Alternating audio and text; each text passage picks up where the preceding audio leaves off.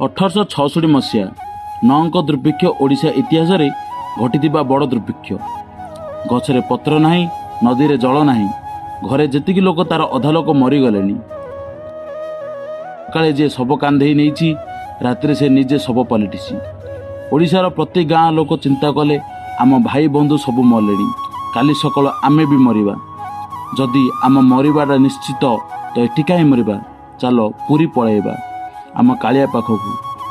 ତାର ପତିତ ପାବନ ବାନାକୁ ଚାହିଁ ଚାହିଁ ମରିଯିବା। ଧୀରେ ଧୀରେ ପ୍ରତି ଗାଁରେ ଖବର ଖେଳିଗଲା।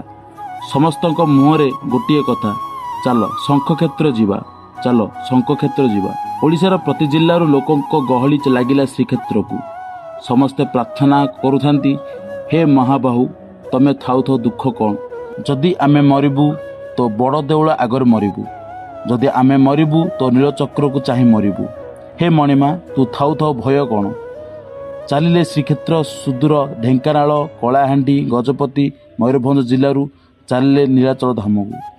ବାଟରେ ଚାଲୁ ଚାଲୁ କୋଉ ମା ହାତରୁ ତା ଛୁଆ ମଲାଣି ତ କାହାର ସ୍ୱାମୀ ମଲାଣି।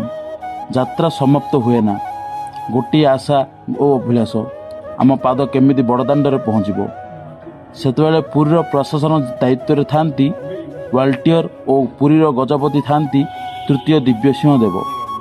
ୱାଲଟିୟର ପଚାରିଲେ, ମହାରାଜ, ପୁରୀକୁ ଶହ ଶହ ଲୋକ ଆସିଲେଣି, ଏବେ ଖାଇବାକୁ ମାଗିବେ, ପିନ୍ଧିବାକୁ ମାଗିବେ। ଆମେ ଯଦି କିଛି ବ୍ୟବସ୍ଥା ନ କରିବା ଶହ ଶହ ଲୋକ ମରିଯିବେ, ଆମ ଉପରେ ଦୋଷ ଲାଗିବ। ମହାରାଜ ପଚାରିଲେ, କ'ଣ କରିବା ଆପଣ କୁହନ୍ତୁ। ୱାଲଟିୟର କହିଲେ, ମହାପ୍ରଭୁଙ୍କ ପାଇଁ ଦିନକୁ 60 ପଉଟି ରୋଷେଇ ହେଉଛି। 60 ପଉଟି ମାନେ 13 କୁଇଣ୍ଟାଲ ଚାଉଳ। ଆମେ ମହାପ୍ରଭୁଙ୍କ ପାଖରେ ଭୋଗ ନ କରି ଏଇ ଗରିବ ଲୋକଙ୍କ ମଧ୍ୟରେ ବାଣ୍ଟି ଦେବା। ମହାରାଜ କିଛି ସମୟ ଭାବି କହିଲେ, ଠିକ୍ ଅଛି, ଯଦି ଓଡ଼ିଶା ଲୋକ କହିବେ ମହାପ୍ରଭୁଙ୍କ ପାଖରେ ଭୋଗ ନ କରି ବାଣ୍ଟି ଦେବାକୁ, ତାହେଲେ ବାଣ୍ଟିବାରେ କିଛି ଅସୁବିଧା ନାହିଁ। ଅକ୍ଷୟ ତୃତୀୟାରେ ବଡ଼ଦାଣ୍ଡରେ ବସିଲା ମହାସଭା। ସ୍ନାନ ମଣ୍ଡପ ଉପରେ ବସିଥାନ୍ତି ଗଜପତି ମହାରାଜା ଓ ୱାଲଟିୟର। ୱାଲଟିୟର ପଚାରିଲେ, ହେ ଉତ୍କଳବାସୀ, ମରିଯାଉଛ, ସରିଯାଉଛ, ମାଟିରେ ମିଶିବାକୁ ଯାଉଛ, କେବଳ ହଁ କହିଦିଅ, ମହାପ୍ରଭୁଙ୍କ ଯେତେ ଚାଉଳ ସବୁ ତମ ଭିତରେ ବଣ୍ଟା ହେଇଯିବ, ଖାଇ ପିଇ ଆନନ୍ଦରେ ରହିବ। ହଁ କହିଦିଅ ରେ, ହଁ କହିଦିଅ। ୱାଲଟିୟର ଭାବିଥିଲେ ଓଡ଼ିଶା ଲୋକ ଏ କଥା ଶୁଣି ଆନନ୍ଦରେ ନାଚିବେ ଏବଂ ହଁ କହିଦେବେ। କିନ୍ତୁ ହଠାତ୍ ଏକ 80 ବର୍ଷର ବୁଢ଼ୀ ଠିଆ ହୋଇ କହିଲା, ହେ ଇଂରେଜ ସରକାର, ମୋ ପୁଅ ପଛକେ ମରୁ, କିନ୍ତୁ ମୋ କାଳିଆ ପୁଅ କେବେ ଉପାସରେ ନ ରହୁ। ୱାଲଟିୟର ଭାବିଥିଲେ ଏ 80 ବର୍ଷର ବୁଢ଼ୀ କ'ଣ କହିବ।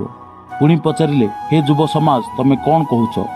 ସାଙ୍ଗେ ସାଙ୍ଗେ ଗୋଟିଏ 10 ବର୍ଷର କୁନି ଝିଅଟିଏ ଠିଆ ହେଲା ଓ କହିଲା, ମୋ ଭାଇ ମରିଯାଉ, ମୁଁ ରାକ୍ଷୀ ପୂର୍ଣ୍ଣିମାରେ ମୁଁ ବେଲଗଛ ଡାଳରେ ରାକ୍ଷୀ ବାନ୍ଧିଦେବି, କିନ୍ତୁ ମୋ କାଳିଆ ଭାଇର କିଛି ହେଲେ ମୁଁ କାହାରିକୁ ଛାଡ଼ିବିନି।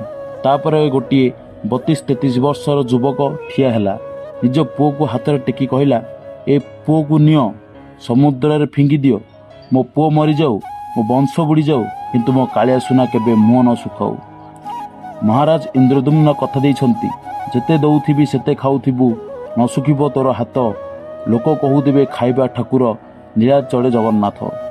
ସମସ୍ତେ ମନା କରି ଉଠିଲେ, ନା ନା, ଆରେ ଜଗନ୍ନାଥ କେବେ ଉପାସ ନ ରହୁ, ଏ ପୃଥିବୀ ଧ୍ୱଂସ ହୋଇଯାଉ ପଛେ ଏ ନୀଳାଚଳ ବାନା ଯୁଗ ଯୁଗ ଧରି ଉଠୁଥାଉ।